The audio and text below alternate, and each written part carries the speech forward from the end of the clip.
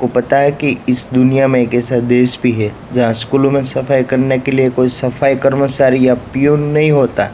जी हाँ, हम बात कर रहे हैं अपनी टेक्नोलॉजी और डिसिप्लिन के लिए मशहूर देश जापान की। जापान की शालाओं में एक बहुत ही सुंदर परंपरा है जिसे ओशोजी कहते हैं। इस नियम के मुताबिक हर रोज क्लास खत्म होने के बाद सभी बच्चे और शिक्षक मिलकर अपने स्कूल की सफाई करते हैं।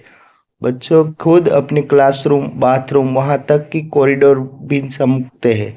इसका मकसद बच्चों को सिर्फ सफाई सिखाना नहीं, बल्कि उनमें समानता, टीम वर्क और अपनी जिम्मेदारी का एहसास दिलाना है। जब बच्चे खुद सफाई करते हैं तो वो कभी स्कूल में या पब्लिक प्लेस पर कचरा भी नहीं फेंकते।